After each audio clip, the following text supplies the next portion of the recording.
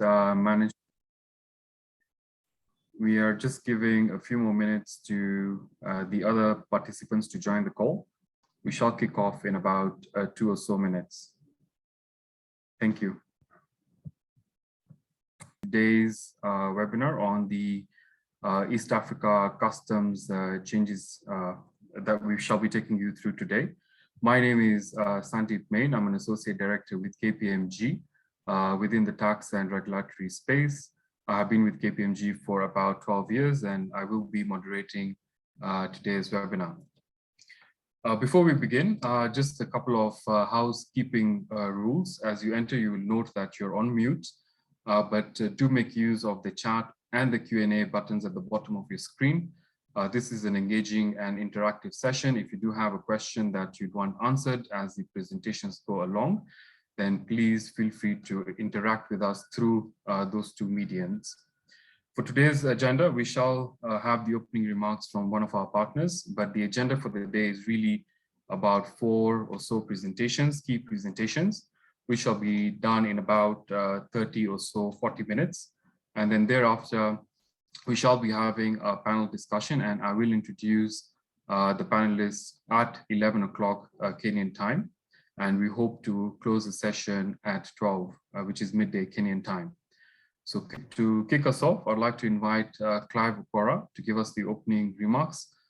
Clive is a partner with KPMG East Africa and has been with the firm for about 16 years. And prior to joining KPMG, Clive worked for the National Treasury and hence, is very instrumental in our lobbying efforts. So KPMG does do a lot of lobbying, and some of our proposals do pass, and that's thanks to Clive's initial connections at the National Treasury. So I'd like to invite Clive then to give us the opening remarks. Clive, over to you. Thank you, Sandeep, and good morning to the team that is joining us from across the region. You're most welcome to today's inaugural webinar on customs changes. I think in the past years, what we've done is we've done webinars on the budget changes, but we've never done a webinar just to look at the custom changes, because in most cases the customs changes do come a lot later after we've done the budget. So for instance, this particular year, the Gazette notice for the custom changes came towards the end of June, with the changes taking place from 1st July. So we thought it best that for us to complete our 2022 Budget Insights webinar, we have this particular inaugural customs changes webinar just to update us on what is happening in the customs space. And as part of the East Africa community, the customs regime does give us a good opportunity to truly act as one East Africa, because the customs changes in a large part, they affect the entire community as a whole. And it then helps us to come together to see what it is that we can do together, even as the various countries work at harmonizing the other tax changes. Now, the way the customs changes are done is that during the course of the year, the partner states make submissions to the Sectoral Council for Trade and Industry and Finance of the East Africa community, who then consider the changes, and any changes that they agree on, these are submitted to the Council of Ministers for approval and then gazetted, and then they are implemented. This year is especially important because during the budget submissions or the budget speeches for the various countries, the ministers did tell us that they are making changes to customs, specifically to protect local industry, to try and lower the cost of living, and to grow local manufacturing. So it will be important during this conversation this morning to listen in and to just understand what are these changes that the EAC has made. What will be the impact of these particular changes, and whether the changes as proposed are going to meet the proposals that the ministers made, or the aspirations of the ministers in terms of lowering the cost of living, protecting local industry, and growing the local manufacturing sector. The way we've done the presentation, we'll have a country by country analysis of the major changes. This is especially important because we've got some country-specific changes in terms of stay of application of certain rates and duty remissions, which are specific to specific countries. So it would be important to see for each country what specific changes are proposed for the coming for this financial year.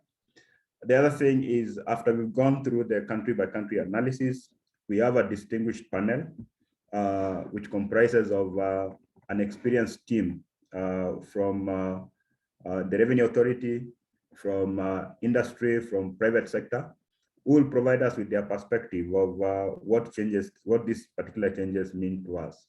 So it's a packed 2 hours, and I do welcome you to listen in. As Sandeep has said, please provide your comments, provide your questions, and we'll try and address these particular questions and comments during the course of the webinar. I do welcome you to the next 2 hours, and we look forward to an engaging conversation with you over the next period, and we do look forward to engaging even after this particular webinar. So thank you all, and most welcome. We do hope that you will enjoy the webinar that we prepared. Thank you all. Thank you for those opening remarks, Clive. And to kick us off, I'd like to first do a poll question. So I'm going to request Sharon just to share the poll question before we get into the presentations.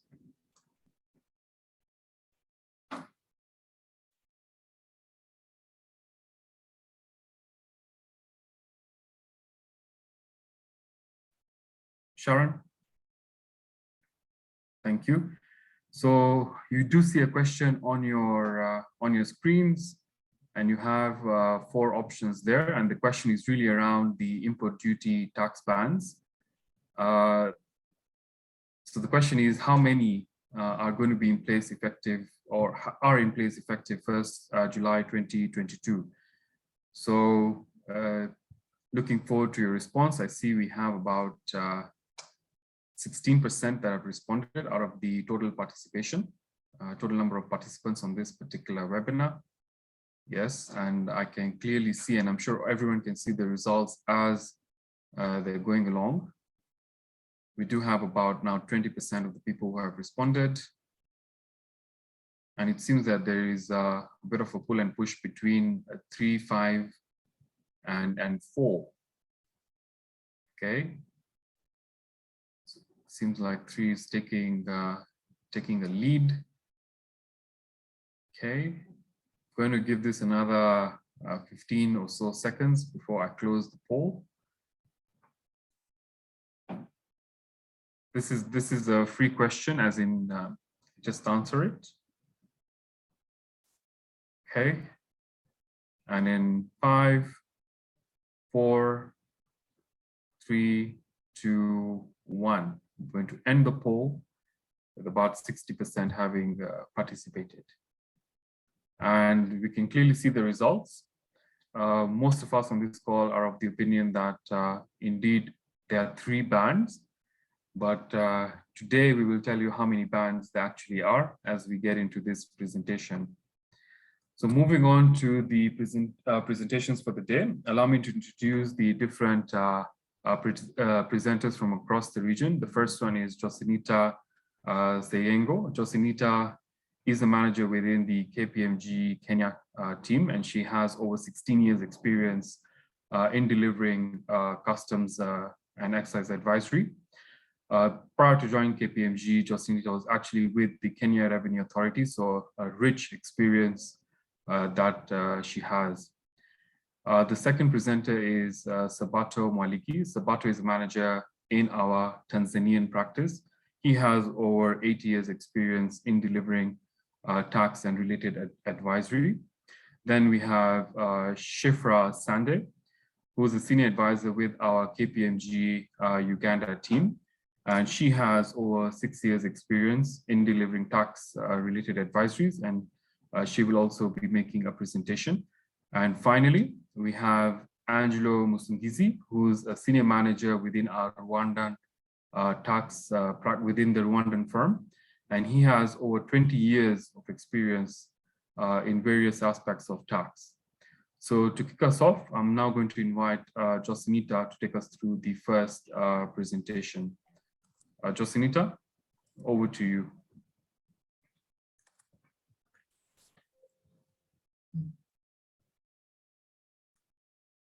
Okay, thank you, Sandeep, and good morning, ladies and gentlemen. Welcome to this webinar once more. And just from the poll question, we have seen a majority of us are saying we have 3 import tax bands for import duty. And as we go through the first presentation, which is the changes that happened to the East Africa Community Customs External Tariff, I will be able to find out what really happened.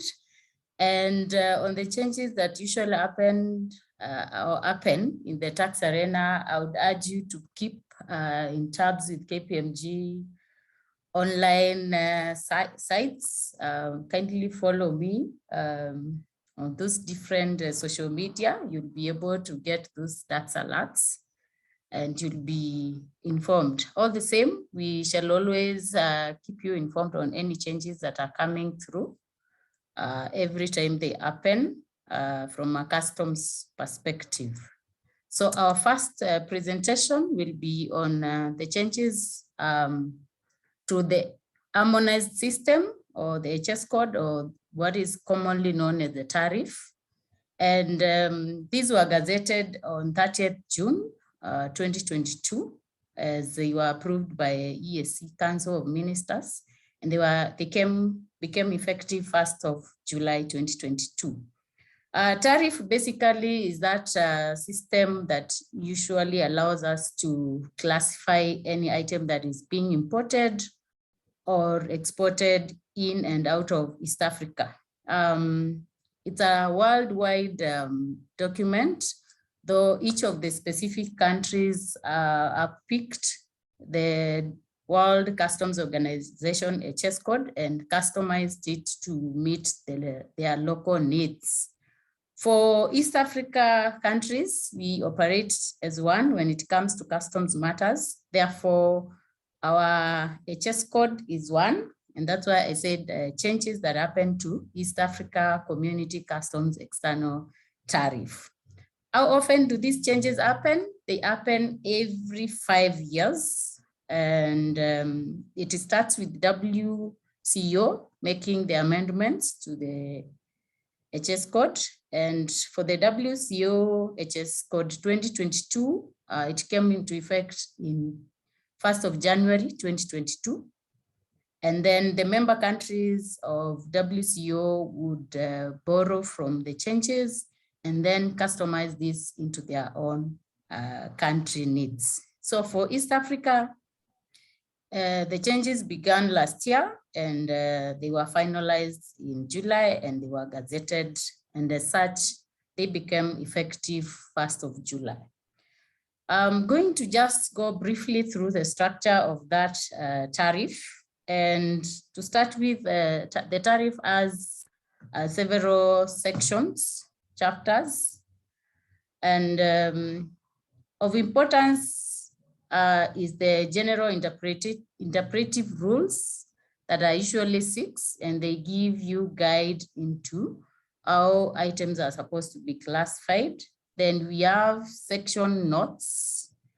After section notes, we have chapter notes that will give you what is supposed to be included in each of the chapters and what is not supposed to be included in that chapter. Apart from the chapter notes and section notes, we also have explanatory notes that give into detail what is supposed to be classified where. They are quite voluminous, and it is always good to have them when you're classifying an item so that you are sure you're classifying it in the right place.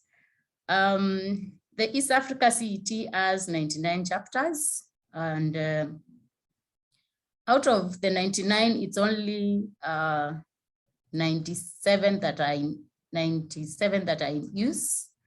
3 of them are not in use. Chapter 77 is reserved for use by WCO HS, Then 98 and 99 are reserved for use by member countries when there is need.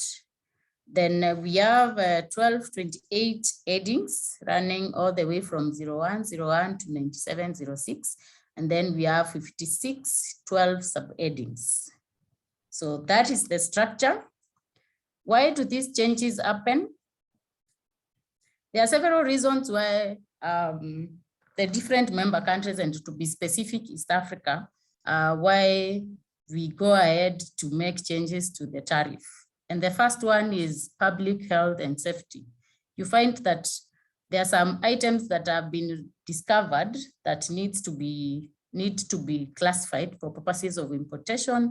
For example, this time around there were clinical test kits, and this just came in during the wake of COVID. And then there were also cell cultures, and these also came in at the time of COVID.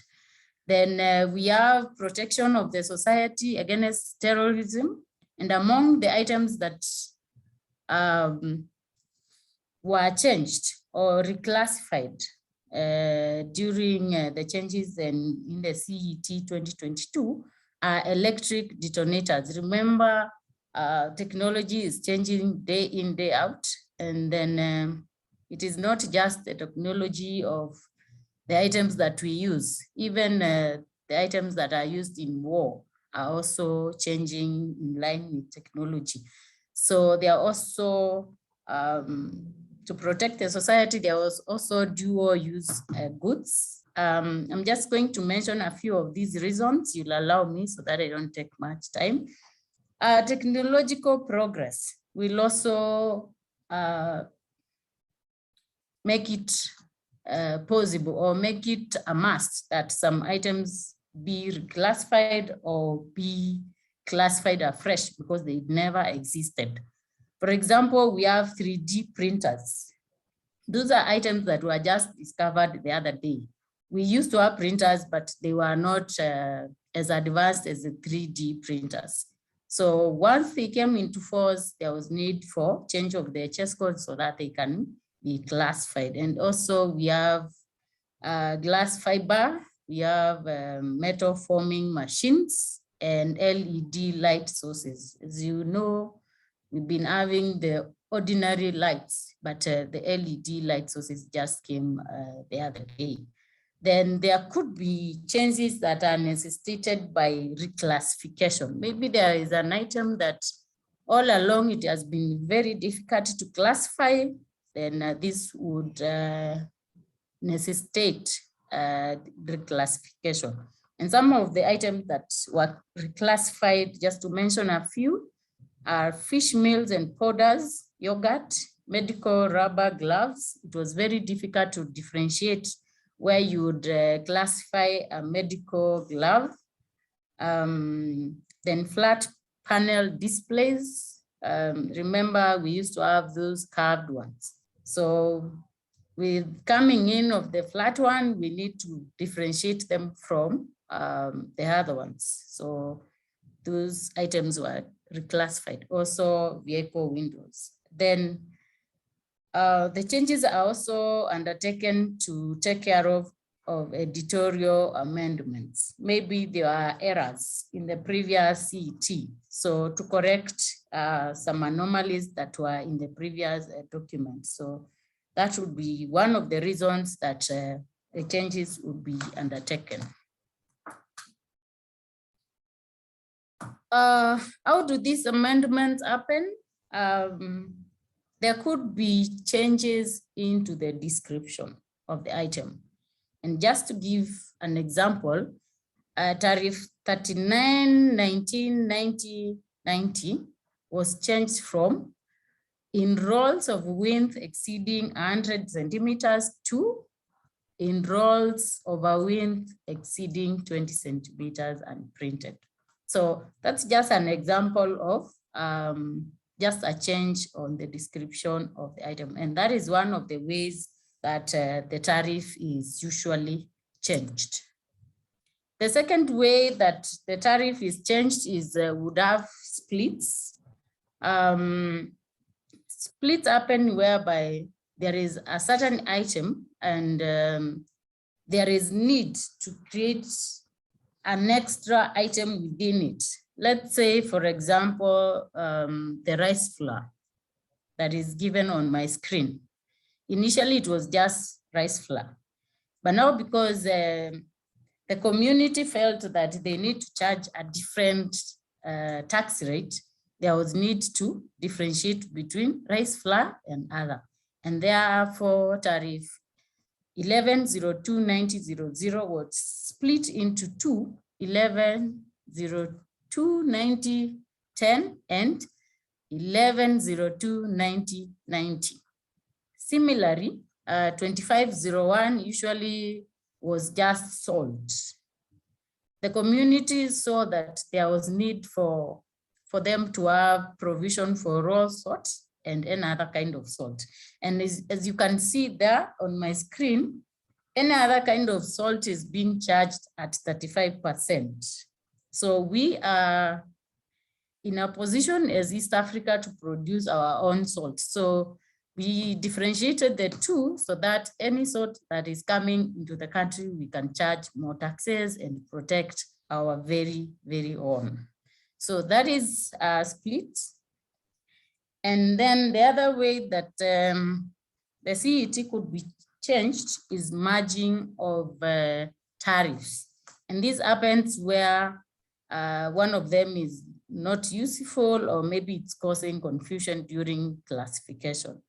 And just to give an example, 4806.10.10 and 4806.10.90 were merged into one to have 4806.10.10 having the description vegetable parchment. So we will give you a more detailed document with all the changes that happened, but I just picked a few so that I demonstrate how these changes happen. Then also during the changes to the CET, there could be changes to the tax rates. And yes, you'll find that there are items that were being charged 10 and then they have changed to another tax rate, maybe 25. But one of the things that happened that is very notable, and everybody needs to be aware of this, is the introduction of the fourth import duty tax band of 35%. Initially, as East Africa, we used to have 3 tax bands, that is 0%, 10%, and 25%. But come 1st of July, 35% became effective. The products that have been affected by this introduction, and you'll find out that most of them are items that East Africa feel that we have the capacity to produce this, thereby they need to protect their own. As you've seen from the theme, we need to grow, and thereby we need to protect our very own. And the items that have been affected by these tax bans are mostly agricultural products. So animal and their products. So if you're bringing a cow from wherever, you will pay 25% import duty. If you bring meat from a cow, you'll also pay 35% import duty, of course, plus any other taxes that are levied against such a product. Then also we have horticultural products and their byproducts. This would mean things like flowers, tea, and nuts, and the byproduct that come out of processing of such agricultural products. So if you're bringing in tomato paste, which is definitely made from tomatoes, of course, plus other ingredients, you'll be charged 35% instead of the 25% that was there. 35% has also affected goods that are considered of luxurious in nature. And we've seen kind of a shift from what used to be considered of luxurious in nature to include other areas. For example, Kenya never used to charge excise duty on water.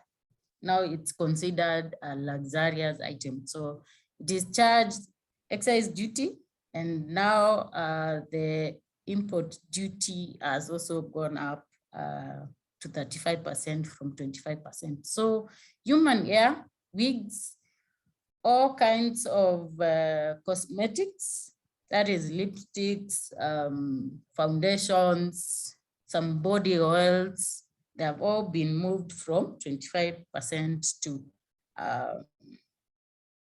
35%. Alcohol, most of the time, is never spared for one reason or the other. But of course, we need to protect our very own, including EABL and the like. So importation of alcohol has also been affected by the increase in import duty tax rate. And so if you're importing wines, beers, you will be charged 35%. Items of Chapter 22, all of them will be attracting 35% import duty. Packaging material, and especially the ones that are coming from wood products. Remember, I believe in East Africa, we have the capacity to run our own, to grow and run our own wood. Therefore, any wood product and packaging materials, they shall be charged 35%. Shoes have not been spared either, from 25 to 35. Items of ceramics, furniture, remember we can make our own furniture. Therefore, we protect our own, what I would call in Kenya, juakali industry. And we ensure that they are able to manufacture or assemble and sell locally competitively. Then the last one is the sugar confectionery industry. Chocolates, cakes, bread, name them. If you're bringing them into Kenya, you will be required to pay 35%. So out of all those amendments, the CET had 351 sets of amendments, with agriculture taking the highest, followed by machinery sector. Next, we are going to look at the changes that happened to Kenya specifically. What I've been talking about, the CET changes are affecting all the countries in East Africa, including Tanzania, Rwanda, Uganda, and of course, the new kid in the block, that is Congo. So my next presentation will be on the stay of application. And stay of application is a tax regime whereby each of the countries of East Africa looks at its needs. Which sectors do they need to protect? And which areas do they have a deficit? And to this, they can either ask for a lower tax rate than the CET rate, or they can ask for a higher rate than the CET rate. And that is what we are calling the stay rate.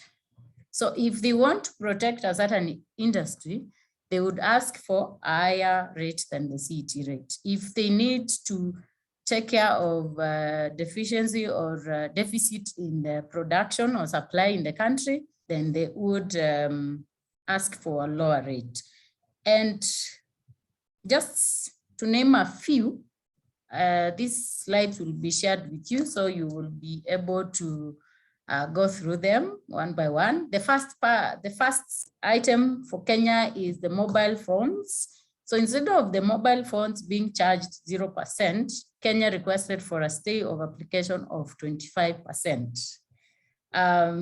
Something else to mention is tomatoes. Instead of 35%, Kenya requested for 35% or $250 per metric ton, whichever is higher.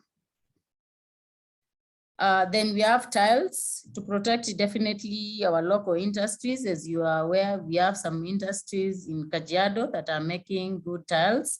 Then we also need to encourage manufacturing of televisions. Then therefore, instead of allowing import duty of 25%, Kenya requested for 35%. So these are among the many changes that have happened, and we shall share this document with yourselves. Then the next presentation would be on duty remission. And duty remission is a reduction on import duty for goods imported for manufacture, basically on raw materials. And how it happens is those who are interested, they apply to the commissioner. In Kenya, mostly it will happen through CAM.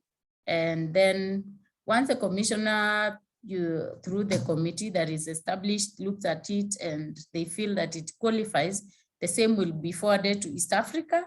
And once East Africa are comfortable with the quantities and the item itself, then they shall gazette this manufacturer, the item that they shall be bringing in to produce, and the quantities that are allowed.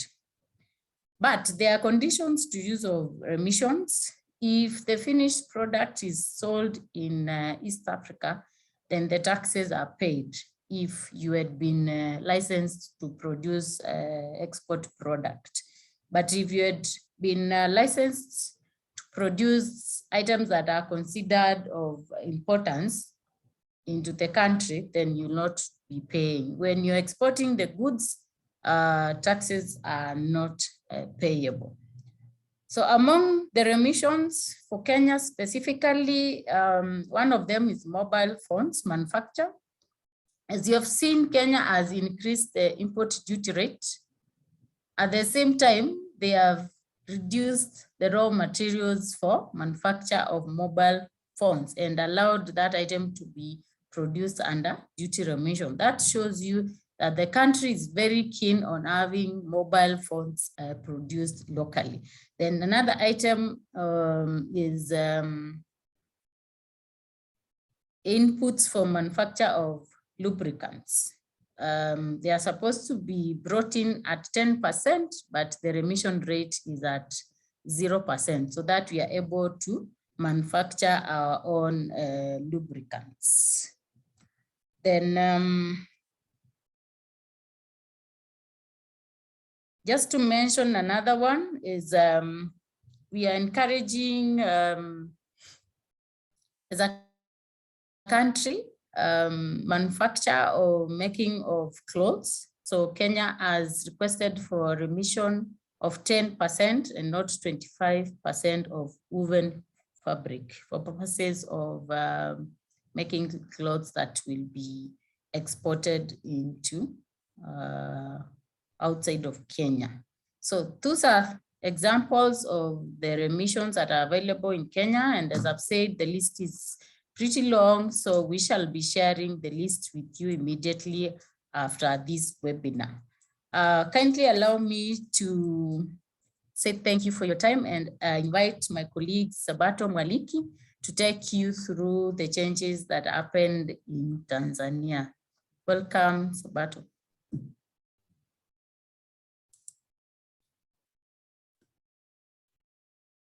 Thank you so much, Yusnita. Good morning, everyone. My name is Sabato from Tanzania KPMG office. I'll be taking you through some of the changes that has happened in Tanzania.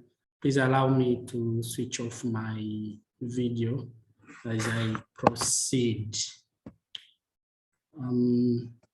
So just like Kenya and potentially all other EAC partner states, Tanzania has actually suspended or temporarily suspended the use of the common external tariff rates for some importations and adopted relatively higher rates for 1 year. Tanzania has stayed the application of CET rates for a number of importations. And for the purpose of this presentation, we have just picked some of them because the list is too long.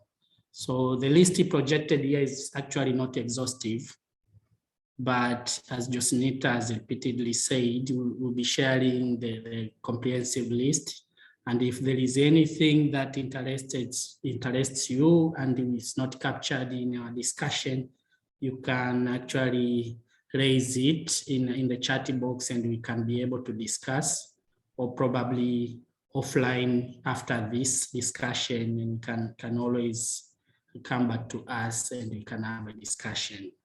Well, starting with imported ceramic tiles, seems these will become a bit expensive compared to the locally manufactured ones,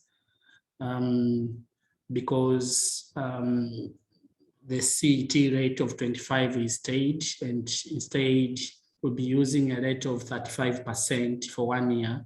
And the minister was categorically saying this is to protect local manufacturers against undervalued imports.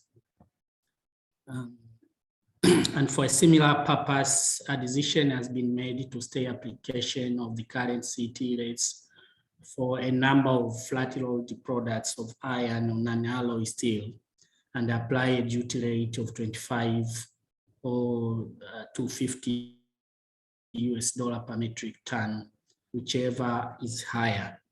For the very, very same purpose of protecting and promoting growth of small and medium enterprises, import duties has been increased from 25% to 35% on windows and doors made of aluminum and iron steel. So aluminum windows and doors may likely become expensive, especially the imported ones. Next slide. Yeah, so I've captured that as well. Just go next. Thank you. There is a stay of application for refined edible oils from the current 25% to 25%, or USD 500 per metric tons, whichever comes higher, for 1 year. And the purpose is to protect and promote the processing of veg oils in the country. And the intention is to actually encourage local manufacturers or the use of locally grown seeds and imported crude palm oil. And to that is also intended to create employment. So according to the minister, that move is really intended to encourage and growth in the employment sector and to encourage the use of locally grown seeds.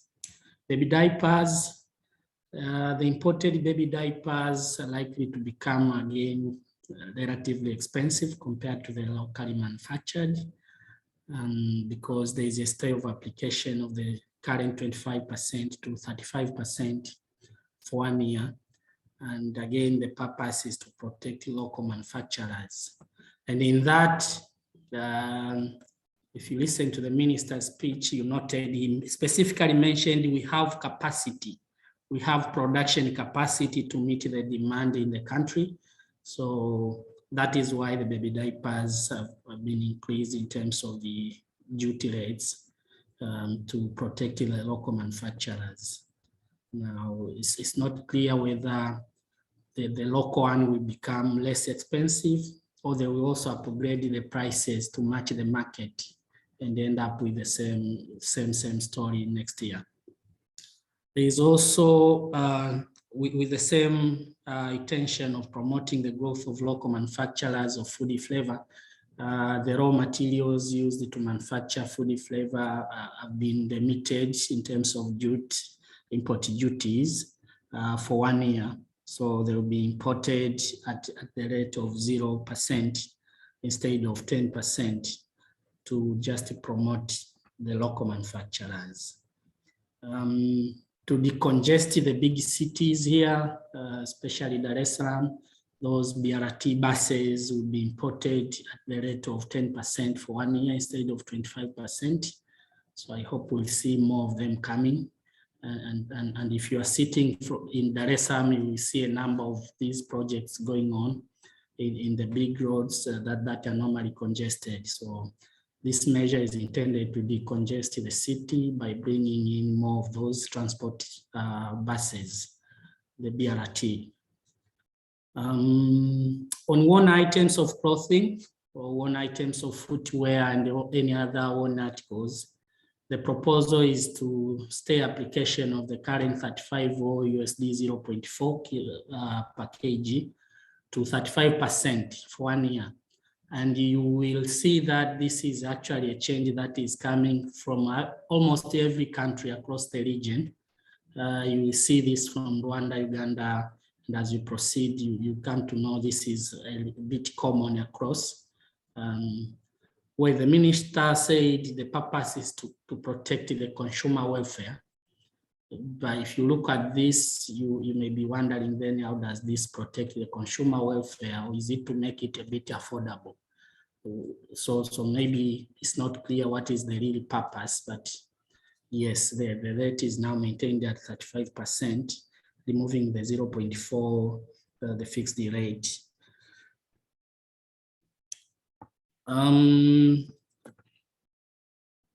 On cocoa powder and packaging with net content, the current rate is 0%, but the proposal is to stay application, not the proposal actually. It is essentially, the decision is to stay that application for 1 year to a rate of 10%. And that measure is intended to promote domestic cocoa seeds processing and to enhance value addition in Tanzania. So to ensure that value addition is actually done in the country. And it is for the same purpose as well, for the pneumatic tires of rubber of any kind, of a kind used in motorcycles.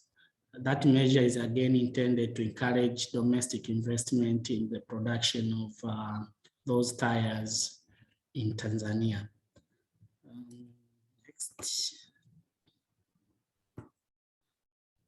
The other change now is on safety pins. There is a number of remissions on safety pins and the scissors and sewing needles, chainsaw blades.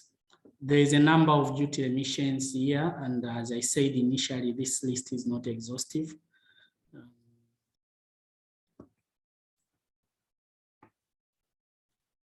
Tanzania also has granted duty remission at a duty rate of 0% instead of 10% or 25% for 1 year for paper products used to produce corrugated boxes.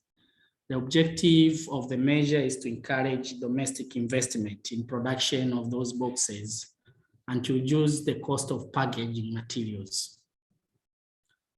Also, there is a grant of duty remission at a duty rate of 0% instead of 10% or 25% for 1 year on inputs under HS code 199.1 and 99.9. Those are normally inputs for wheat, and the intention is to reduce the cost of production for manufacturers of wheat flour in the country and relieve citizens from high prices of wheat products. I'm very sure you're all aware of the price hikes on those critical products such as wheat flour, edible oil, and fuel. So that is one of the measures to ensure reduce the cost of production, so to at least try to put the price lower or rather affordable because of the ongoing crisis of the scarcity of wheat flour in the country. Tanzania also continues to grant duty remission at a rate of 0% instead of 10% on refined, bleached, deodorized palm stearin, RDB. those RDB stealing would have gone through a purifying process normally to vanish the unnecessary fat, and does contain natural antioxidants that works well in cold soap processing. So that measure is intended to promote the domestic manufacturers of soaps and address the increase of soap price. Tanzania also continues to grant duty remission at a duty rate of 0% instead of 25 for 1 year on other packaging containers, including record sleeves under that specific HS code. And those are normally used as inputs for UHT milk, the ultra high temperature processed milk, in order to promote growth of domestic milk industry in Tanzania. So those are the duty remissions. Again, that list is not exhaustive. The list is a bit long. Next.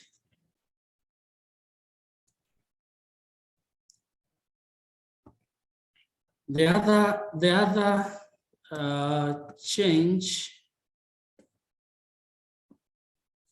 is on organic surface active agents. There is a duty remission to 10%. Well, there's a number of duty remissions here as well. And the purpose is still the same, to encourage importation of those items. Actually, from the minister's speech, we see there is a bit of scarcity of those items in the country. So the duty remission is intended to encourage more importation of those. Next. Well, so I will then invite Angelo, who is a senior manager in tax, sitting in Rwanda, to present on the other changes. Angelo from Rwanda, please. Thank you, Sabato.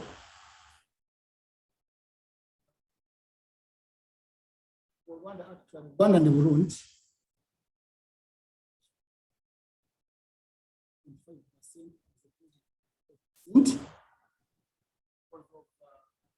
Angelo, I don't think you're audible. Is it only from me?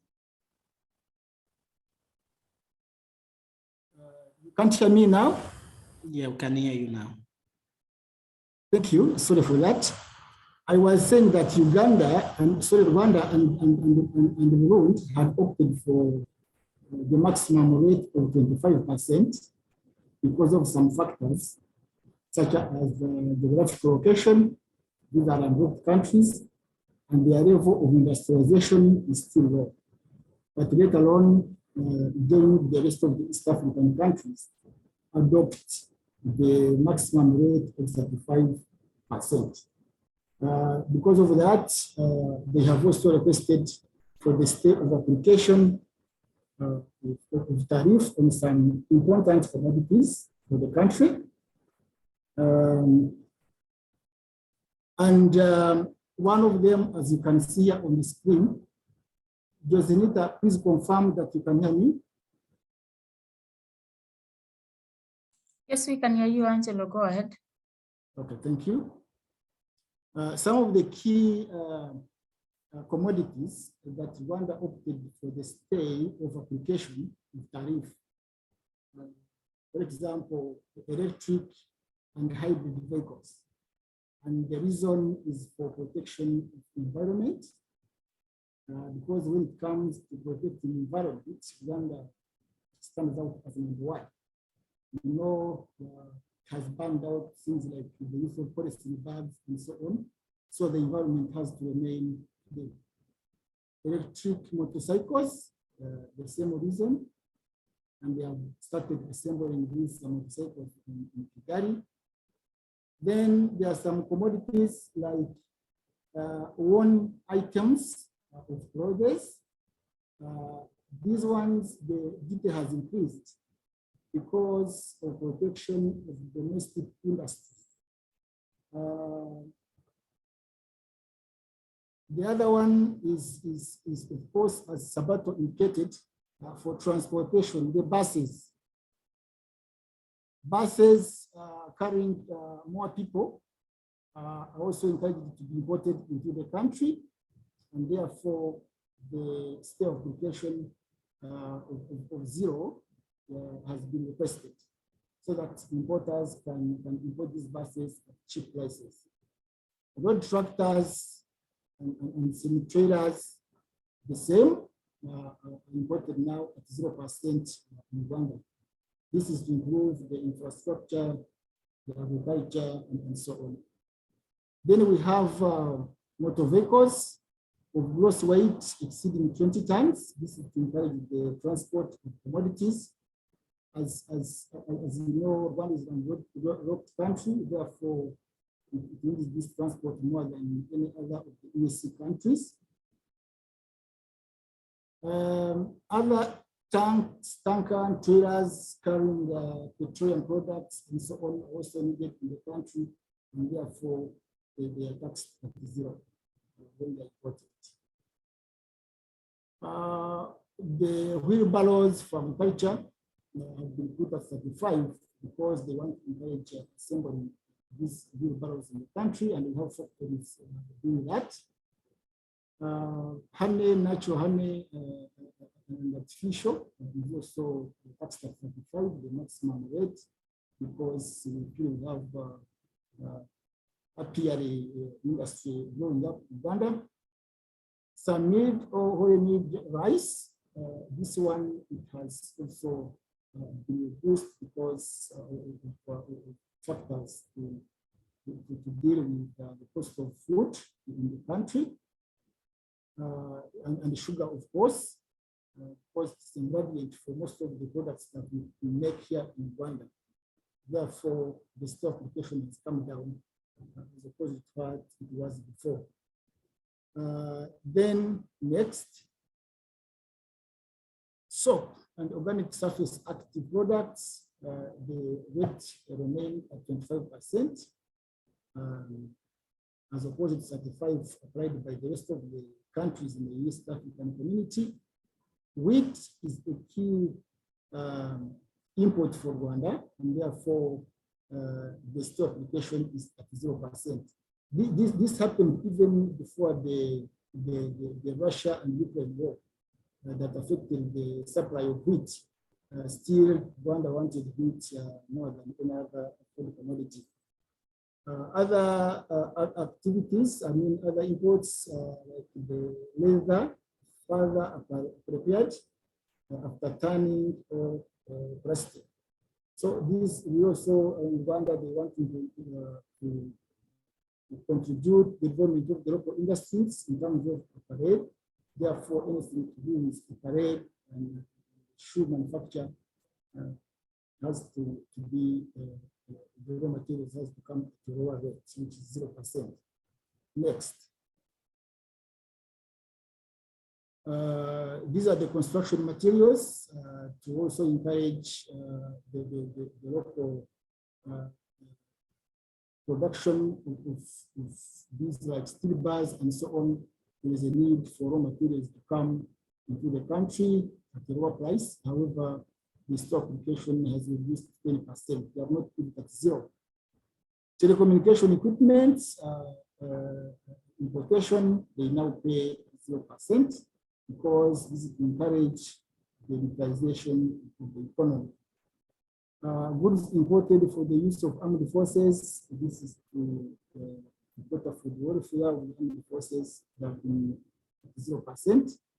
And of course, smart cards, which also go with the communication equipment, they also come at 0%.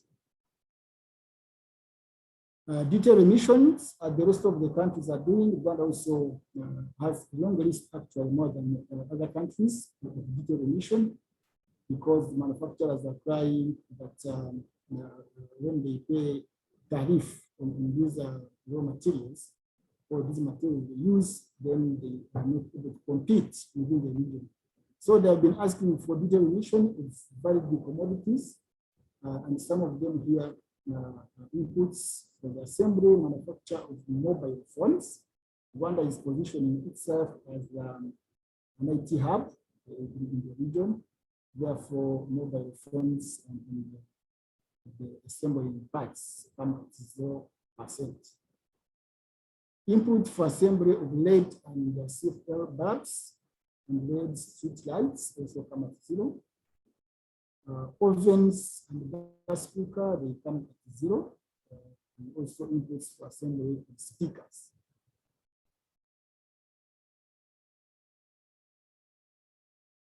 The plastic sheets, they also have the detailed emission of 0. The star-based, these are the tariff classifications, fixed armrest, and so on. They also come at 0. Particle board, oriented strand board, these are the boards used to manufacture chairs and so on. They also come at 0. Medium density fiber board, they also come at 0, and plywood. Then we also have commodities which detailed emission remain at 10%. They are not totally removed. And these are the other washing preparations, other organic surface active agents. They are also imported at the detailed emission rate of 10%. Polishes and things to go with the shoes and so on, they also come at 10%.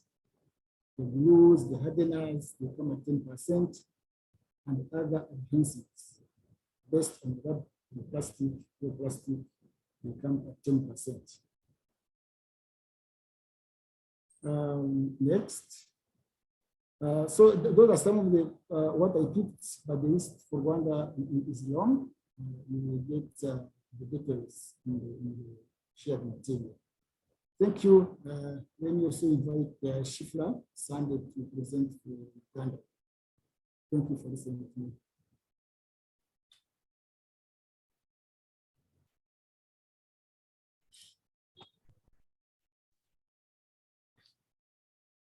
Thank you so much, Angelo, for the presentation. Thank you, Josineta, Sabato, Clive, and Sandeep for that presentation. In the interest of time, my presentation will not be a very long one. And as Josineta has mentioned, we are discussing the Gazette changes that affect all the East African Community member states. So what each of our previous speakers has been mentioning, the stays of application and the duty remission and all those other issues affect all the EAC member states, but some items are domesticated in a sense that you may find something that has been granted a stay of application in Kenya has not been granted a stay of application in Rwanda. So Josineta has mentioned the slide and all the other details relating to all these changes will be included in our newsletter that will be released on the 23rd. And then in case you have any other clarity that you require, then you can reach out to any of the advisors and all the other presenters. So in the interest of time, we'll look at the stays of application in Uganda mainly. We look at textiles, and we understand from the other speakers that a stay of application means that you maintain the current rate that has been put in the common external tariff, but for a period of 1 year, you apply the rate that has been adjusted either upward or downward.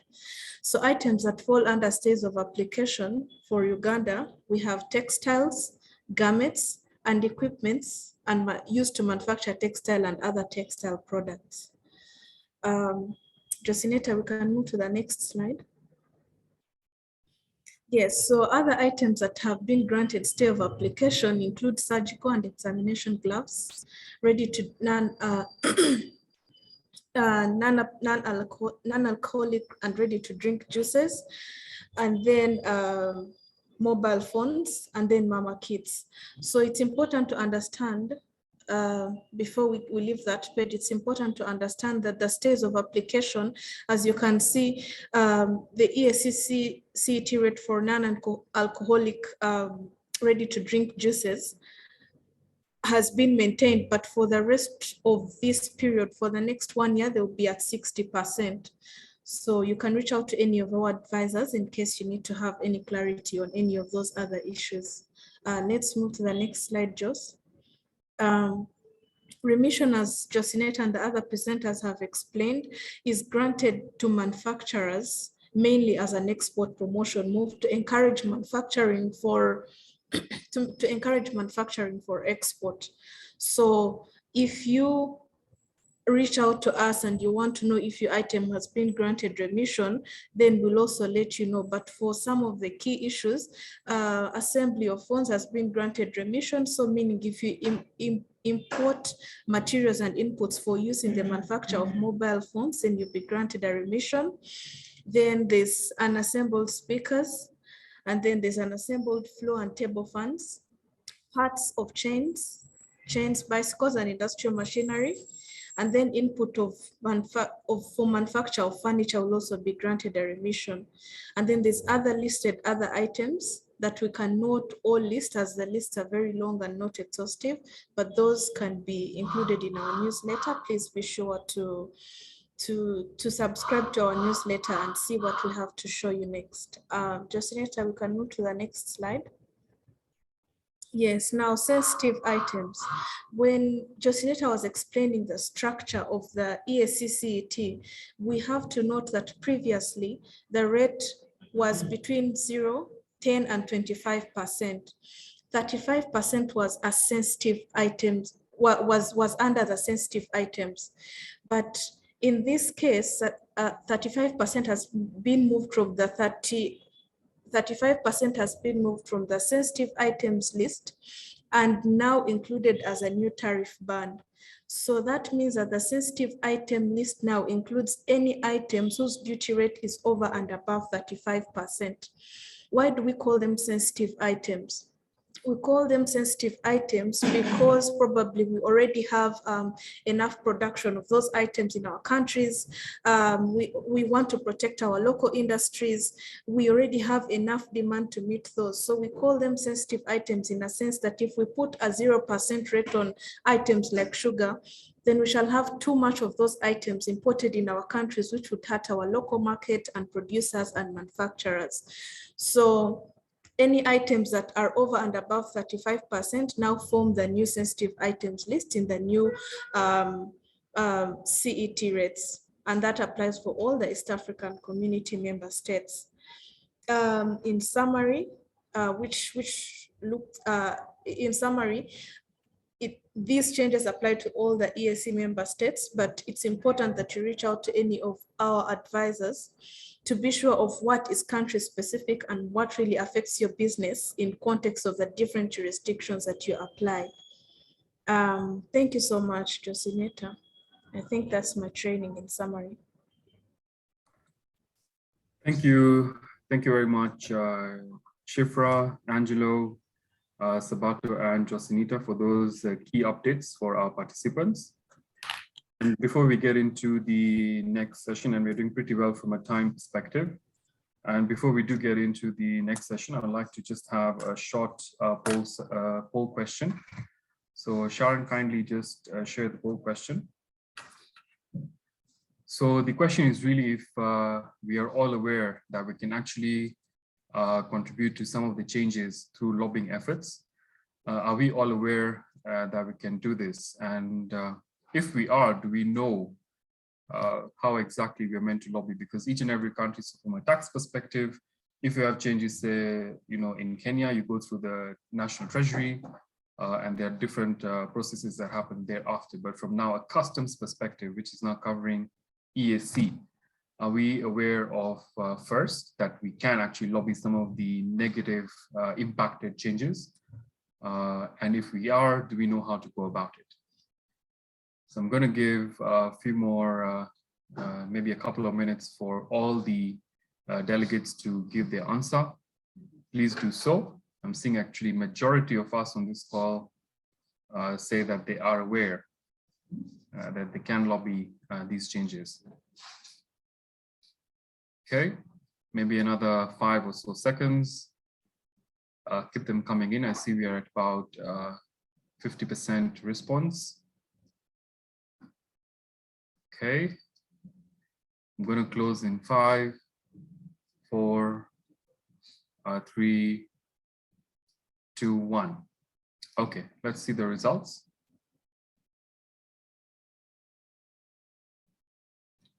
Right, it's actually very good to see that a majority of us are aware that we can lobby certain negative changes. But the question is, are we all aware of the process that we need to follow? I do see a percentage there that are not aware.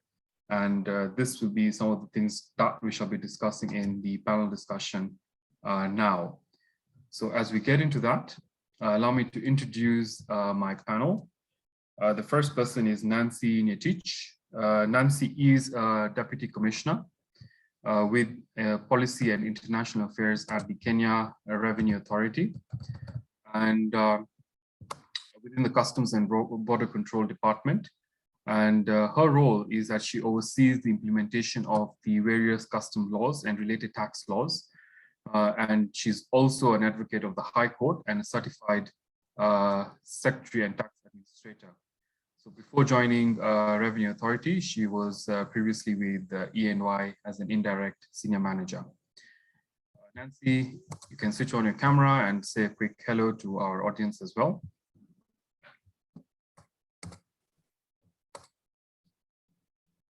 Thank you so much, Sandeep, for that introduction. Good morning, everyone. I'm very happy to be part of this webinar. Thank you. Thank you so much, Nancy. Our next panelist is Emmanuel Chawende. He is the finance director for Coca-Cola Kwanza Limited, which is a subsidiary of Coca-Cola Beverages Africa. He has over 13 years experience in accounting, finance, and tax, primarily within the manufacturing industry. And he began his career actually as a tax consultant, providing services to clients in the manufacturing and telecommunication, agriculture, and mining industries. Emmanuel is a member of ACCA and is a registered tax consultant with the Tanzania Revenue Authority.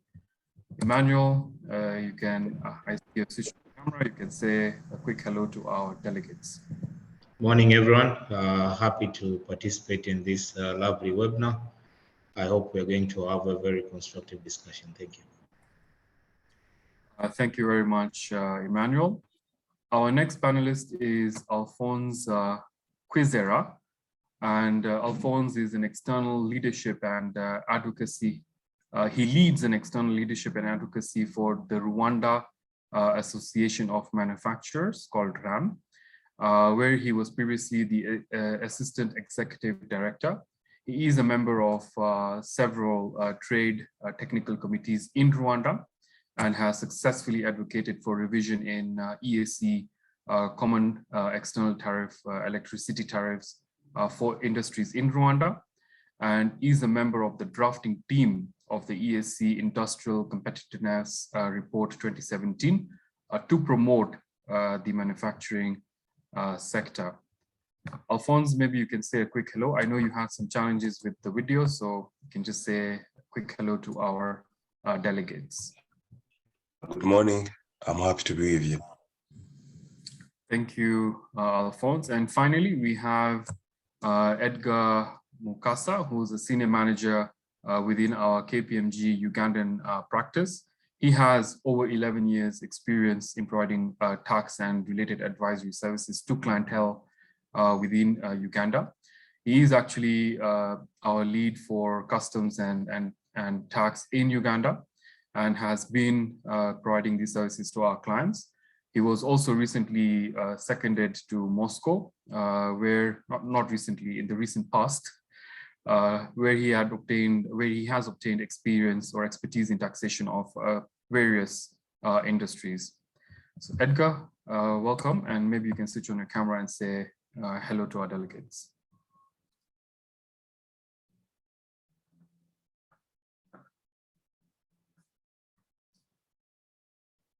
Edgar, can you hear us?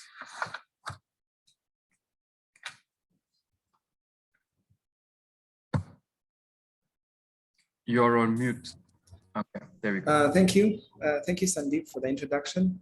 Good morning, everyone. I hope that you'll be able to derive some interesting insights from the discussion. Thank you. Thank you very much, Edgar, and thank you once again to each of our delegates as well as our panelists for joining today's webinar on these EAC changes. So getting into the panel discussion, and as I do that, requesting our delegates to please keep this discussion interactive, share your thoughts on the Q&A or the chat box, and we will be responding to them as we go along. However, we have left about 5 minutes towards the end of this session in case anyone wants to actually ask the question verbally. So we will then unmute you, raise your hand, and we'll unmute your mic so that you can ask the question directly to the panelists. Now, Nancy, just looking at the results of the poll that was projected before the panel discussion, we did see a number of us are aware of how we lobby certain changes to customs. Maybe in your experience, you can tell us how this process, is actually, how does this process go? Thank you, Sandeep, for that question. And indeed, it's very great that members do appreciate that they are supposed to participate in the, in the formulation of these laws that we apply, because at the end of the day, as a taxpayer or as a citizen, indeed, you play a role because it's you who actually drives the, economical aspect of a nation. So when it comes to the formulation of policies, which include the custom measures that we've delved into a lot in this morning session of the meeting, we do have a role in terms of lobbying. And what I would want to inform the meeting is that lobbying is at 2 levels. The first level is at the national level, and this is the most critical one and very a major one, because we know that even before the proposals go to the EAC, because the partner states proposal go as proposals to the EAC, which then are deliberated and they are adopted before the Council of Ministers are able to approve as decisions for implementation then by the respective nations. So at the national level, then parties, any party, actually you notice that at partner states level, it starts by a public notice that the budget cycle is starting, and any interested party would want to have a say to make a proposal should do the same to their respective or the equivalent of their national treasury. So these, the proposals that are gotten into the national treasury, of course, are deliberated by the national treasury as the lead, the finance lead of those respective countries. So at this point, then the persons or parties are able to articulate why they feel a certain law needs to be changed, a certain law needs to come in place, a certain rates, need to be reduced or need to be increased, certain incentives have to be provided for certain sectors and what have you.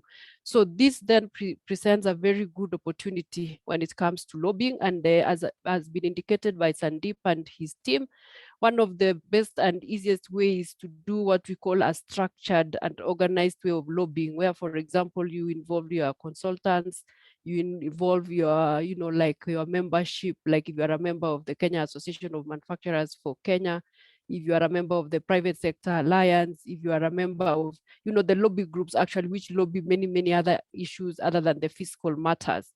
So through this structured, then you can approach your respective national treasuries, then you are able now to give what we call justification for those kind of proposals that you are putting forward. So at that level, then definitely where sense prevails, then you will see that the national treasury will be moved and they'll be able to consider that proposal and be able to move it to the next level, which is then at the EAC. Now, again, when that proposal gets to EAC, you notice that some of the proposals, though they are country forwarded, they require the consensus of all partner states. I remember I think the presenter from Tanzania said that when it comes to remission, and also from Uganda, there are certain remissions that are country specific and it has certain implications. Then there are certain remissions which are regional. That means the entire community has accepted them. Also, it has implications. For instance, if we get a remission of a certain raw material for the entire region, which you call a regional wide remission, it means then the final products that are produced or manufactured from this raw material shall enjoy what we call the preferential duty treatment, which means the same can be transferred within the region without payment of any taxes. But the other remission is where we have what we call a country specific, so that if that remission is only given to, like for Kenya, then it means the final product manufactured from that raw material that has been given remission will not get the preferential treatment when it gets to be transferred within the other states in the region. So then this means that where you need to manufacture a product, but you desire to, or you have market access within the region, it would be important for you that that raw material gets a regional wide remission. So in this case, then it means you would require even to extend your lobbying beyond your country to the EAC level. So how then will you do this? At EAC, there are also certain structures that allows lobbying. A good example is, for example, the East African Business Community. It's established at EAC level. We also are aware of the East African Freight Forwarders. It's also established at the regional level. So what would happen then is you would have to, again, push your case through the EAC Business Council, for example. And if you are able to lobby the other partner states, then there will be that concurrence at EAC level that though the proposal came forward from Uganda, for instance, it's gotten the support of the other partner states. And therefore, that item will be given a regional remission, and the producers then, or the manufacturers, will be able to have access of their products within the region under the duty-free preferential treatment. So yes, indeed, there is lobbying. It can happen. It can happen in those two levels, but it's very key that at times a very structured lobbying is done so that then it achieves the desired results. Thank you, Sandeep.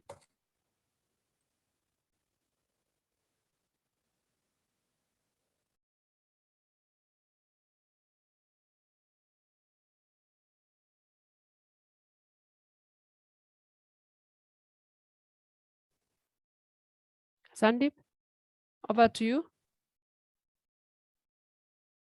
Thank you very much, Nancy. Jacinita, confirm you can hear me? Yes, I can hear you. Okay, great. Thank you so much for those insights, Nancy.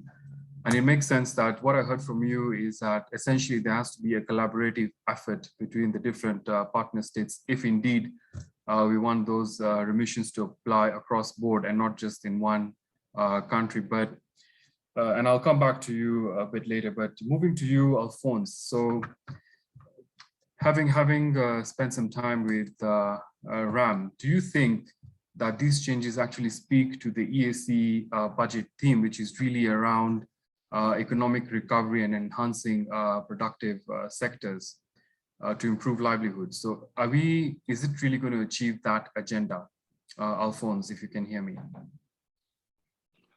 Thank you, Sandy. I think this revision will really try to move the industries to the good side, because the industry is mostly, and if you compare the past EAC commodities and tariff, you'll find that we have those free bands which we didn't really consider the value chain aspect. But if you look at this new revision, you find that the value chain have been put into consideration.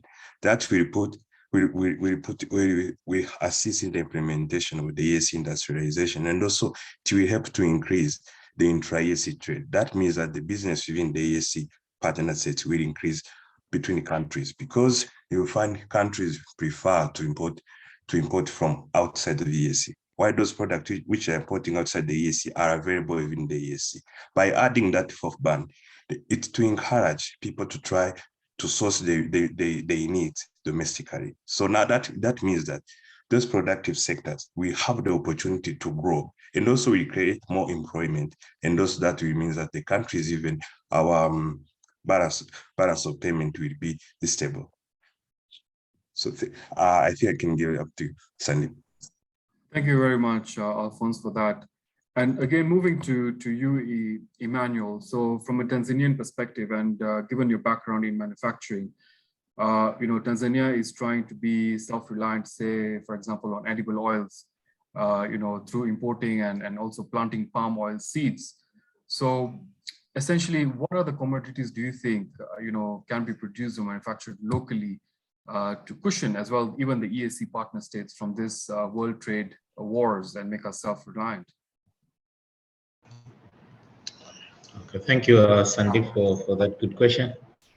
So I think if you look at all East African countries in terms of the impact the Ukraine invasion has had on the community, you'll see that we are really struggling on around 3 commodities, and that is fertilizer, and then you have your cereals, especially wheat and sunflower, and then the whole issue around oil.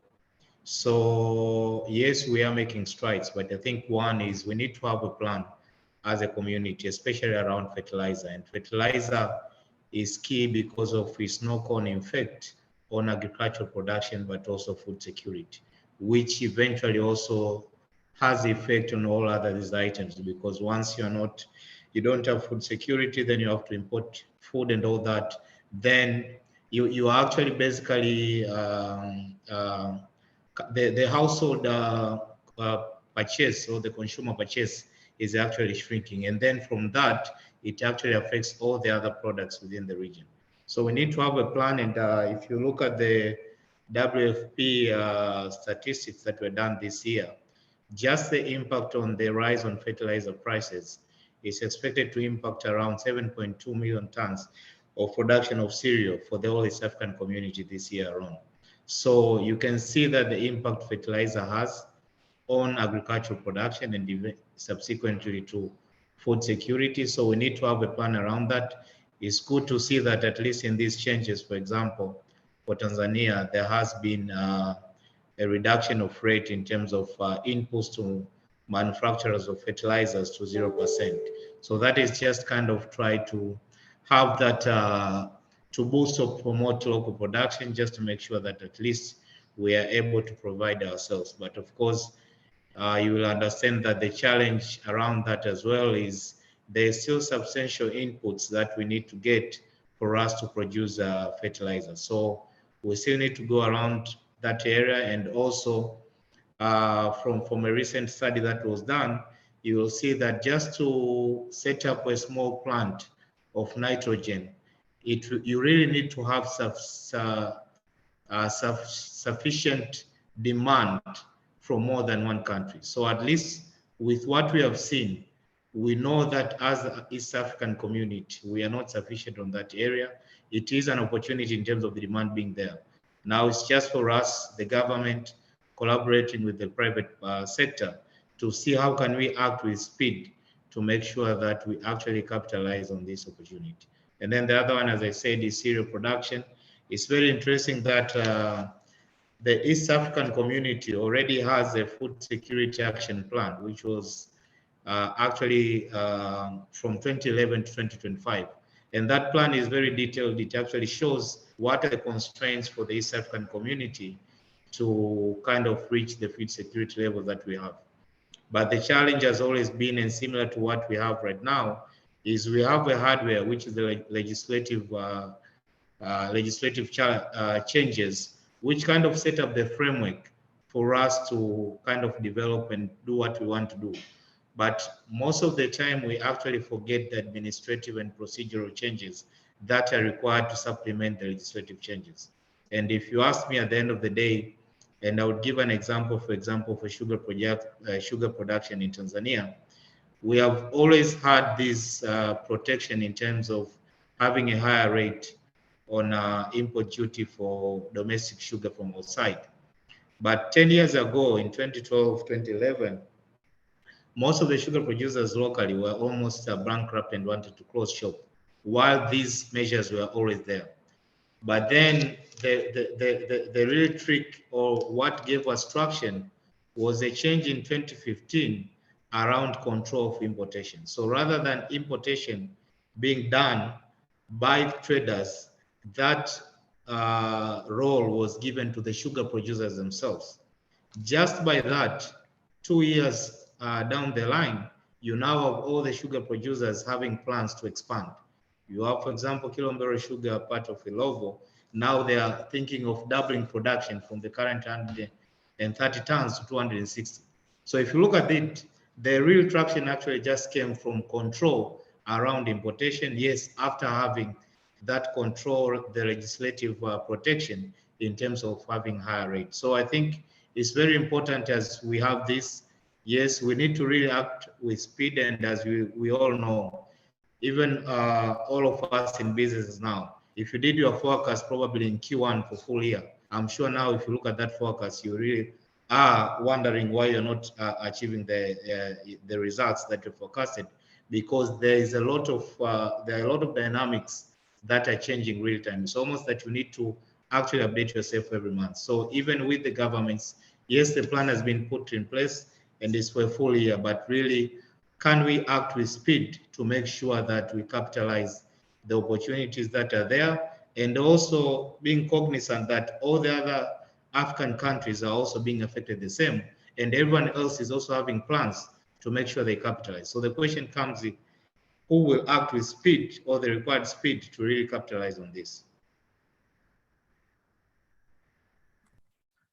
Thank you so much, Emmanuel, for those comments. So what I heard from you is really working together with the government, and if the government acts fast enough, then you can actually see results. So similar to what they did for you for the sugar industry, hopefully if they do the same for the edible oil industry, then I'm sure Tanzania is going to become a major exporter of the same in a very short time. But one thing that you said, and Nancy, maybe moving back to you, Emmanuel mentioned about the Ukraine-Russia war and how this has impacted a lot of imports, for the region. In your opinion, have these changes to EAC actually addressed some of those concerns? Thank you, Sandeep, for the question. And picking from where Emmanuel has left, and the question you are asking, indeed, to a large extent, it has. While you were listening to the presentations from your team, you would notice that they were talking of the measures of remission and stay of application. And some items were cutting across board. If I can recall, for example, I think one of the main items that we do import as a region from Ukraine, for instance, and Russia is wheat.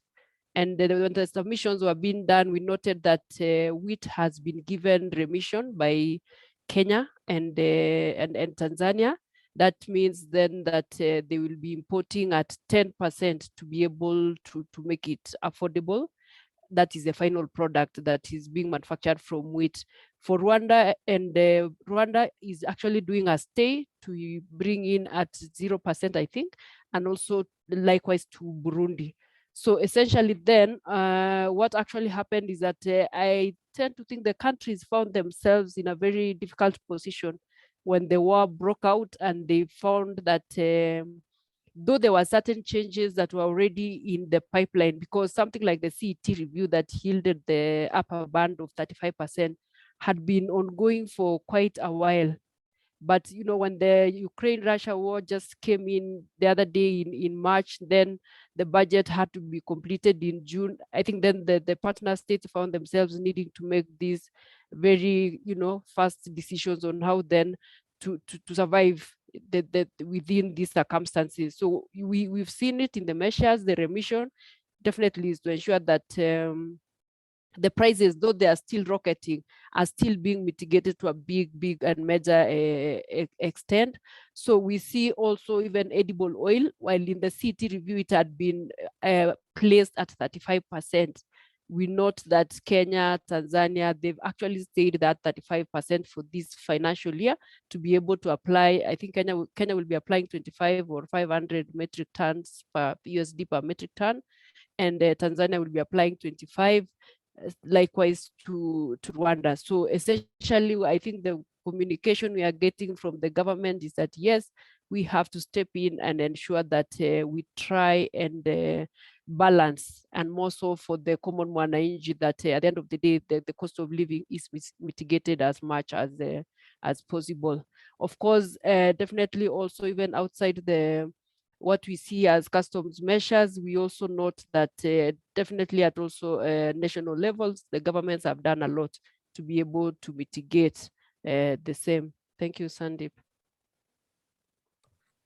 Thank you very much, Nancy. And Edgar, maybe moving to you. Nancy has talked about a lot of what the government is doing through these stay applications and duty remissions. So probably the question for you, and because you are in the professional services industry and you know how clients have reacted to this, do you see an impact between these two regimes, and can it be improved? Edgar. Thank you, Sandeep. Yes, I'd say that I've seen an impact of the two regimes. If I start with a stay of application, for me, first of all, it allows room for transition, because imagine you're in business and then you've been importing materials, and the materials have been imported at, say, 25% or even 10. And then come July of 2022, suddenly you're moving from 25 to 35. So there's a hike of about 10% coming in a month or a matter of days. So to the extent that has been a stay of application, then at least for the businesses in that particular industry, at least given room for that transition to the extent that that will not be adopted in the subsequent years.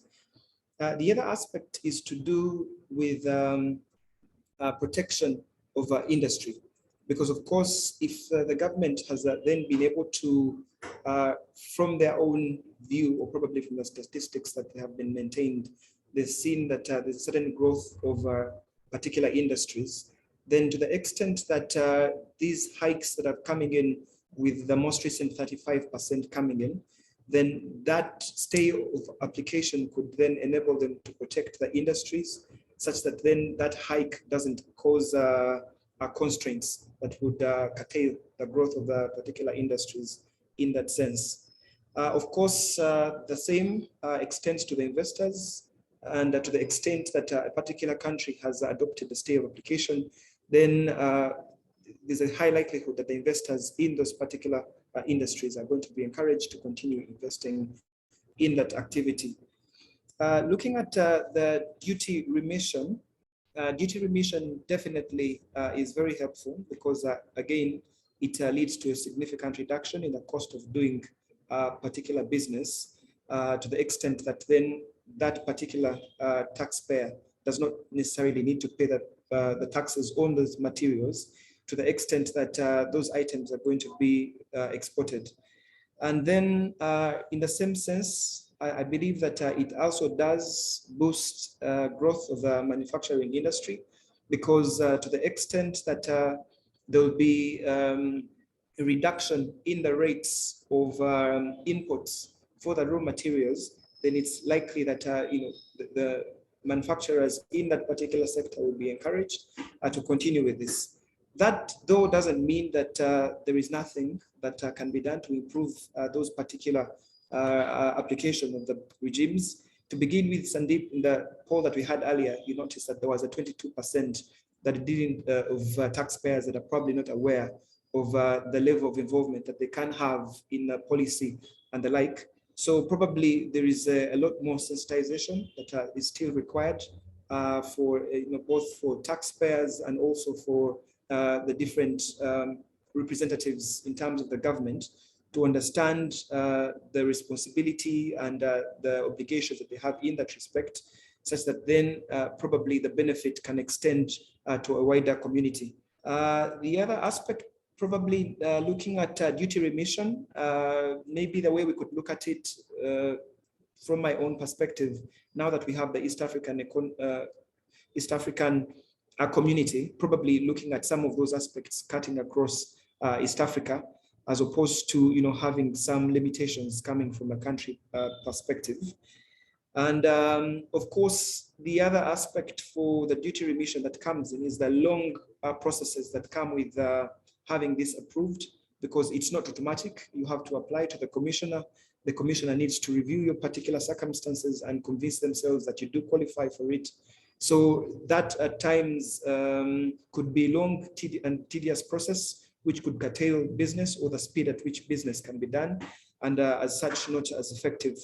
So probably more deliberation through the East African community for across member states to try and see that none of the states is being disadvantaged a bit too much by any of the policies coming in, and then probably to try to see what measures it is that they can take in subsequent periods to be able to protect themselves. So I think that's what I would share at this point. Thank you, Sandeep, and back to you.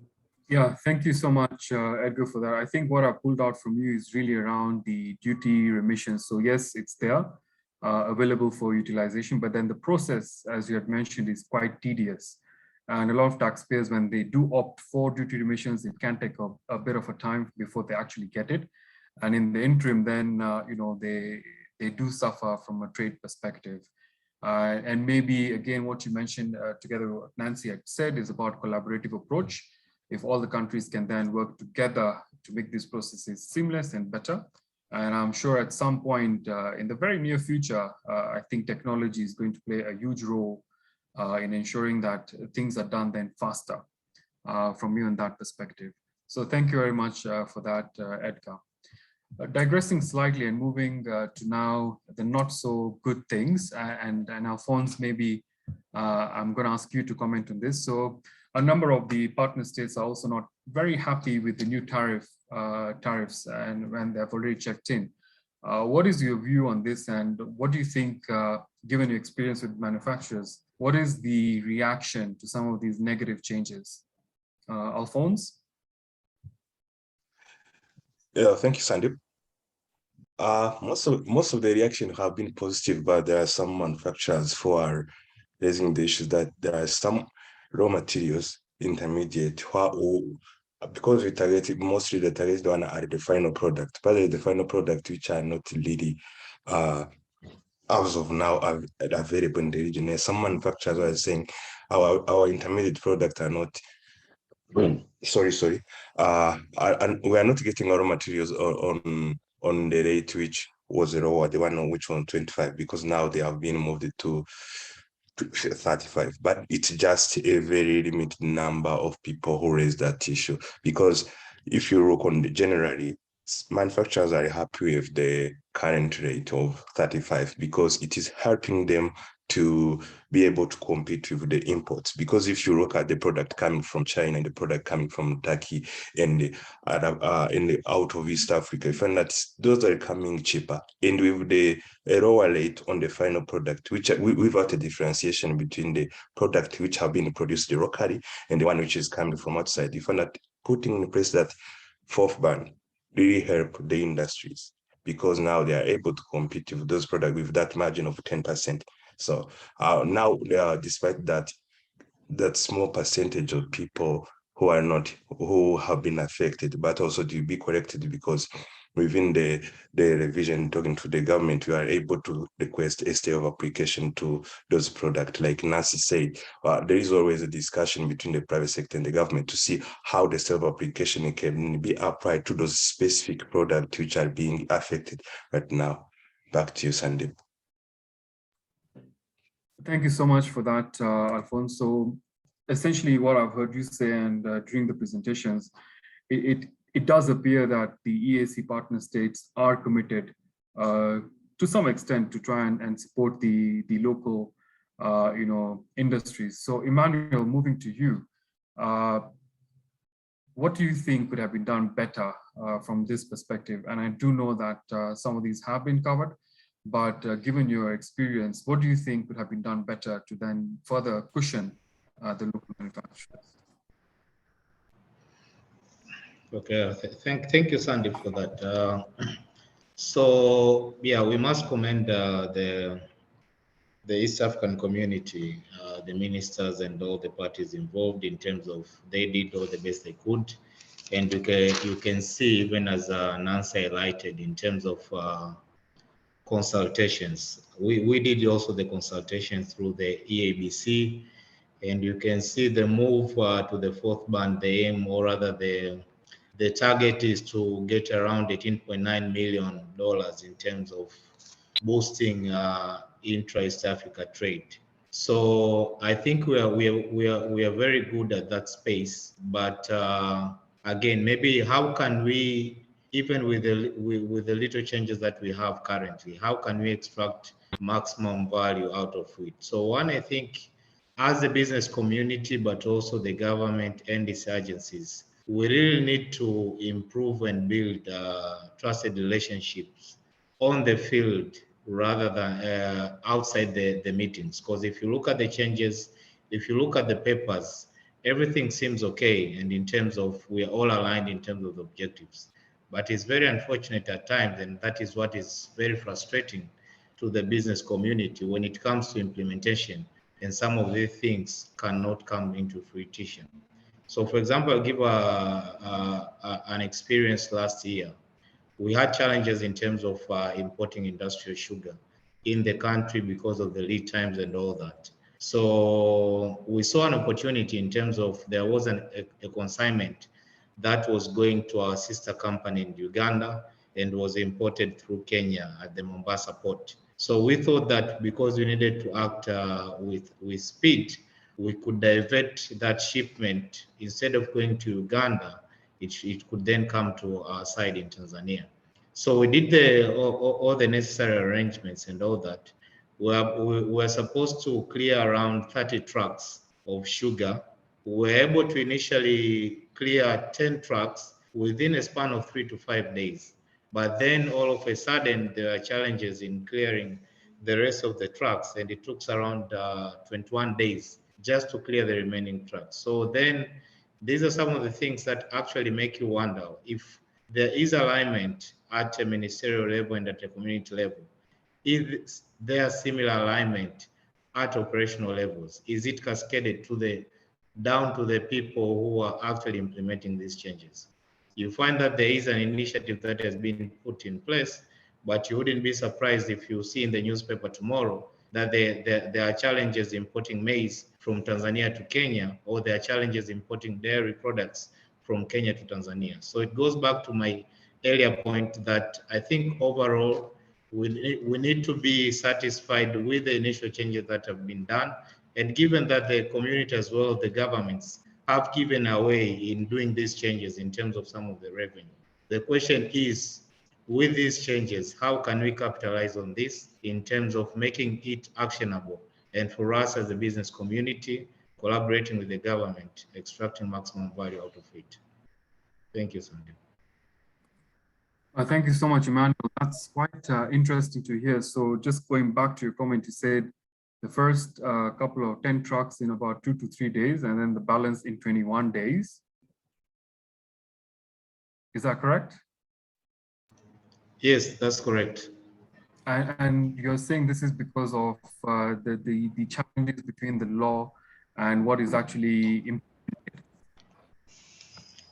No, so basically it goes around the whole one, as I said, the issue of trust, because at points it's almost like we are a community when it comes, for example, to the common external tariff and the changes that we pass. But when it comes to implementation, it's almost like we are enemies, and you can see that there is that lack of trust. So as I said, so initially the trucks that were cleared, of course, there were challenges with the agent that was used in terms of some of the forms that they were filled, but actually these containers were initially cleared. It's only later on then there were issues with KRA to clear the rest of the containers. But as I said, one would expect that because this was already a consignment that was targeted for East Africa community, it landed at the Mombasa port. It was meant to go to Uganda, but now it's going to Tanzania. You would expect, even regardless of the administrative challenges, you should be able to clear this consignment quicker than if the consignment was coming from abroad. But fact that you go through all this hassle, and again, as I said, with the current times, time is very critical, because if you're delaying just to get your input, say for the next 21 days or 30 days, it actually at times becomes cheaper to even pay that extra duty to get the goods on time, rather than wanting to get any preferential treatments that you have by or through the intertrade.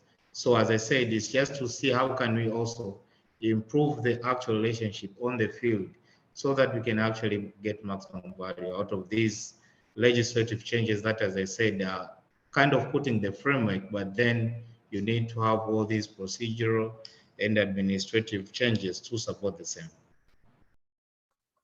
Thank you very much for that, Emmanuel. And I think the good thing is that we have representation from across the region here.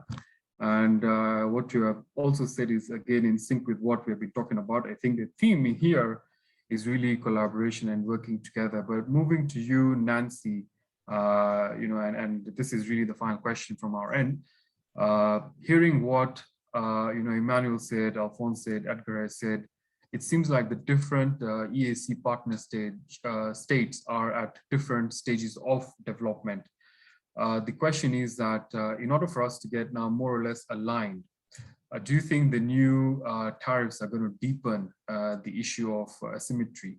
Nancy.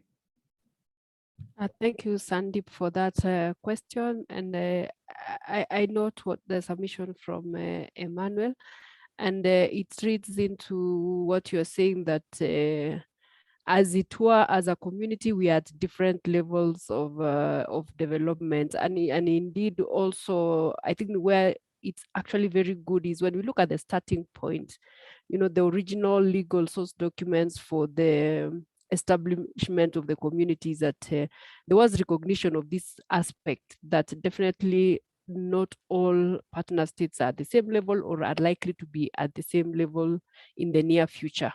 So even when you look at the, the treaty establishing the community, or even the protocol on the customs union, it acknowledges the aspect of the, the principle of the asymmetry, that in the end, we have to find a balance, so that then even the country that is still lesser than the other one is able to, in the long run, be part of that common customs union we are looking for.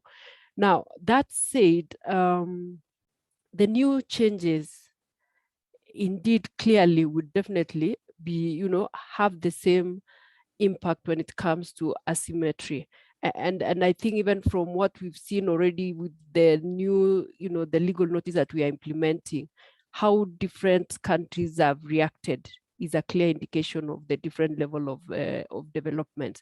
When you go to that Gazette notice, even in terms of what we've been discussing, the stays and the remission, you will, for instance, find that Kenyan list will be, shorter when it comes to remissions and even stays.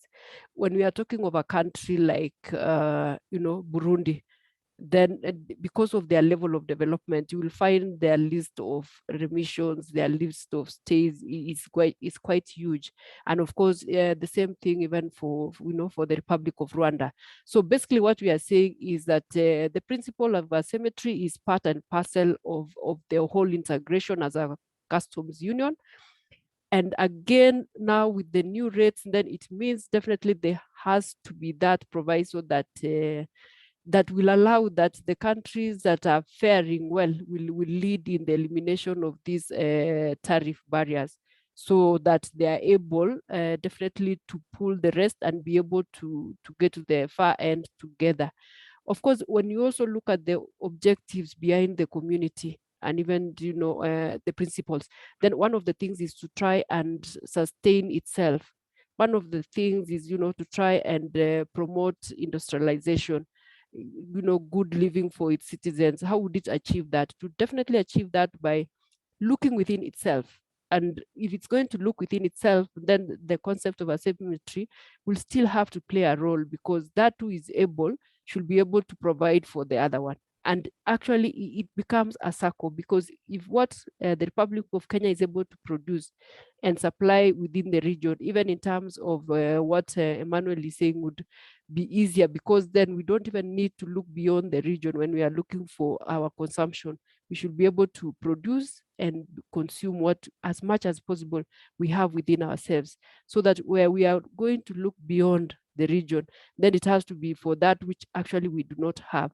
So the bigger picture, in my view, is that to a large extent, the recognition of that principle in the protocol and the community documents is a very positive thing.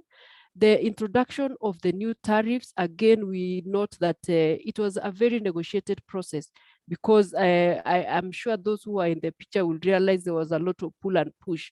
There were countries who wanted the 30%, there were countries who wanted 35%, there were countries at some point there was 33 being considered and all that. So for the partner states to have arrived at that 35% was quite negotiated. We know also that there was a lot of public participation from the private sector, from all other players who are part and parcel of this. So to the extent that it was finally passed, it means then all issues and factors had been considered, so that at the end of the day, we need to look at the balance of trade.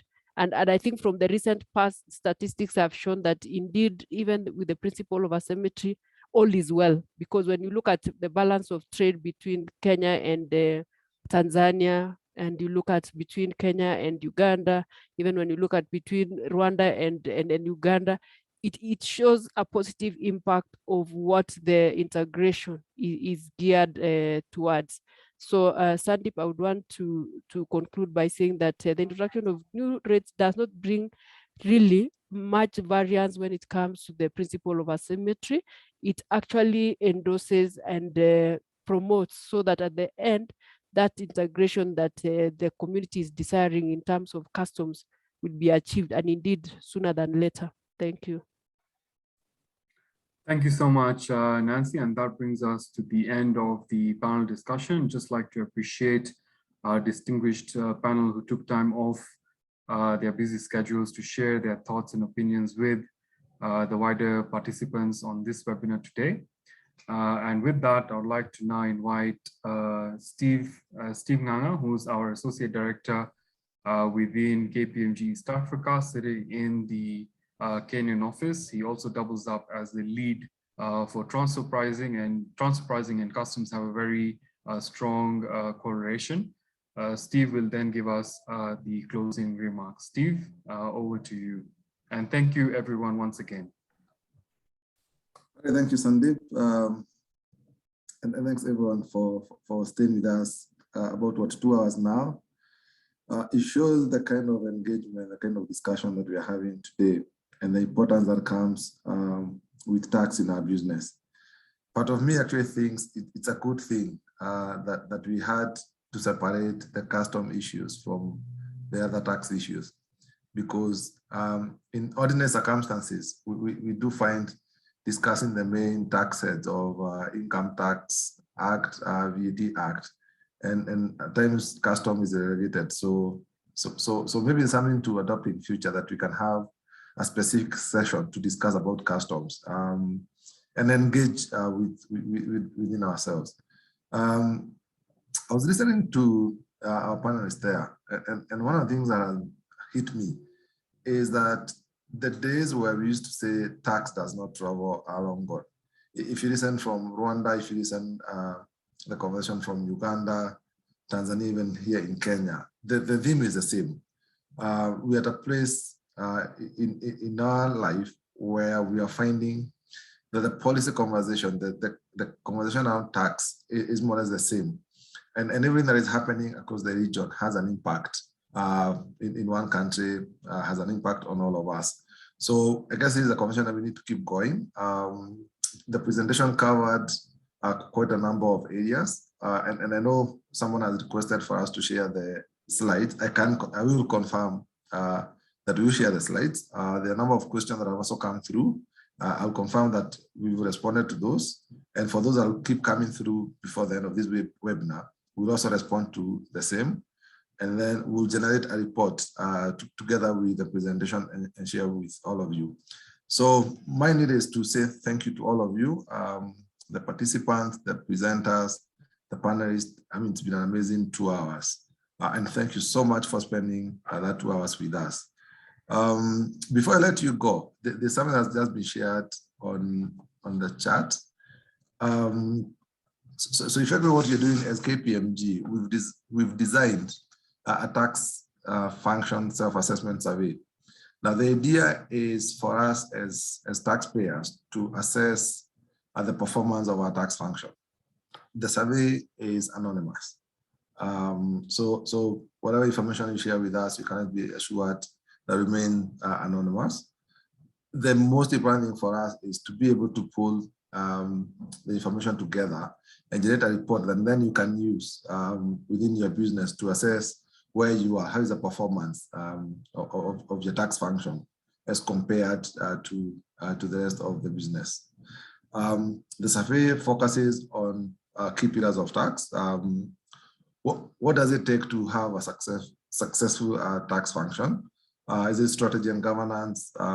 We look at process. We're also looking at data. Technology is a new thing. Those are the key pillars that we are focusing on the survey. So please take about 10 minutes, complete that survey with us. We'll generate a report and we share with all of you to ensure that then you're able then to benefit from the wide knowledge that we have across East Africa. Once again, thank you so much. Have a lovely afternoon and a good weekend ahead. Thank you.